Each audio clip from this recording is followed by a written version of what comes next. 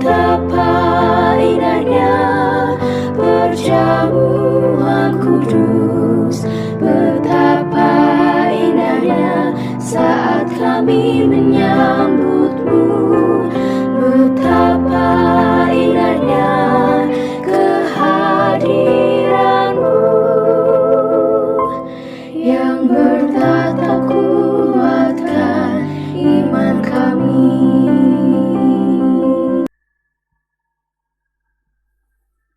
Tuhan bersamamu dan bersama rohmu. Inilah Injil suci menurut Markus. Dimuliakanlah Tuhan.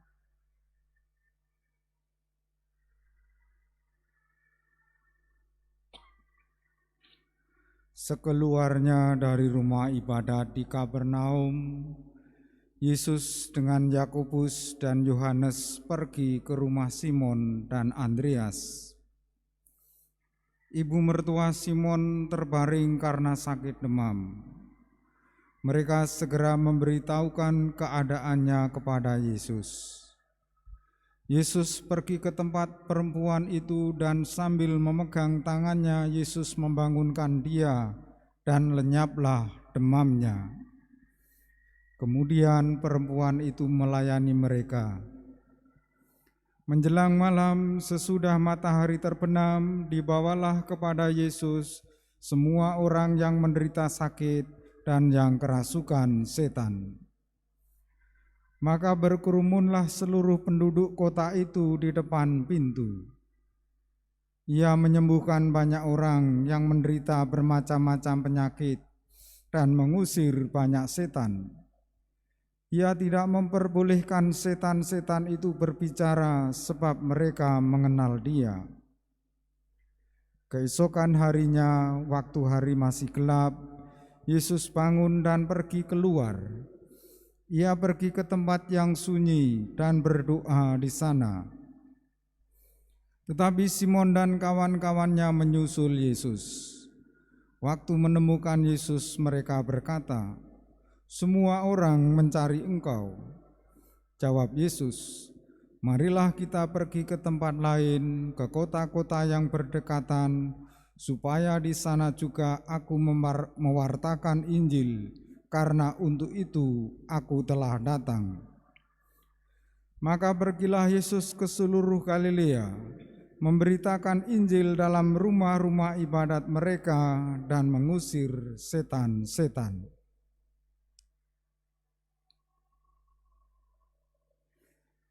Demikianlah sabda Tuhan. Terpujilah Kristus.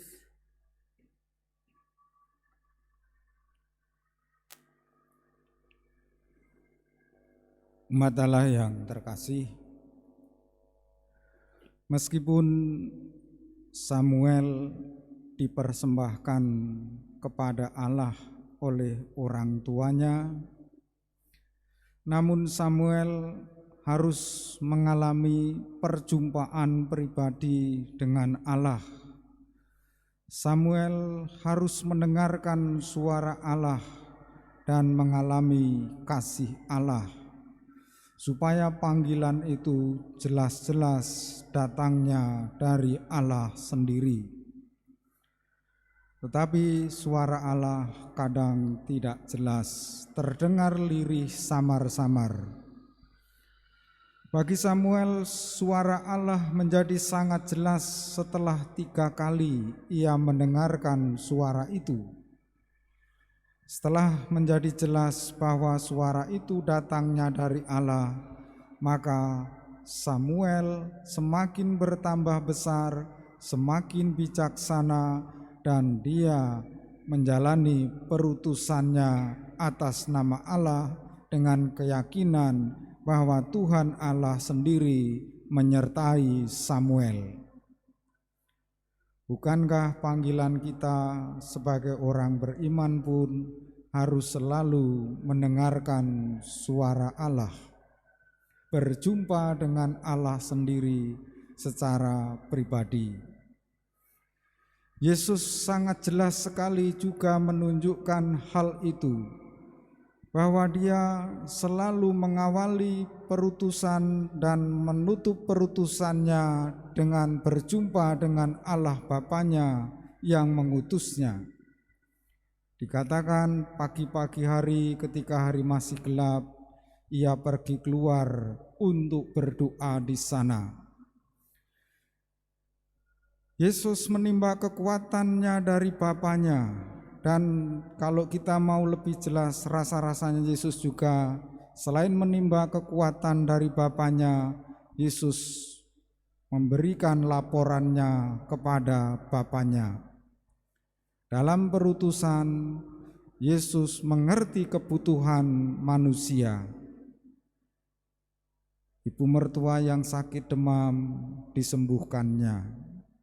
Orang-orang yang menderita dan kerasukan setan dibebaskannya, dan orang-orang yang bermacam-macam kena penyakit disembuhkannya. Kita sebagai orang beriman, dunia ini sebagai medan, sebagai tempat perutusan kita, sebagai tanda-tanda kehadiran Allah dalam hidup kita. Dan dalam perutusan itu Allah mengikut sertakan kita. Doa rasanya harus menjadi bagian dari hidup orang beriman. Doa bukanlah tugas sampingan kapan kita sempat, tetapi doa adalah kebutuhan, tempat kita menimba kekuatan dari Tuhan sendiri dan memohon hikmat untuk menjalani perutusan kita.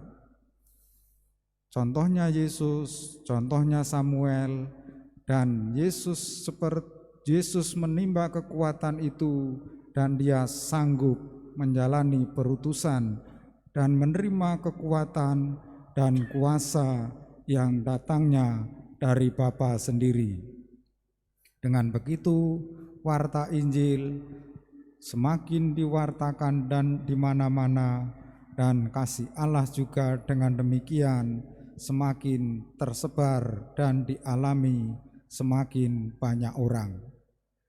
Mari kita meneladan Yesus dalam menjalani panggilan hidup kita, pun kita menimba kekuatan dari Yesus sendiri yang mengutus kita di dunia ini. Kita satukan doa-doa kita bersama persembahan di altar. Betapa indahnya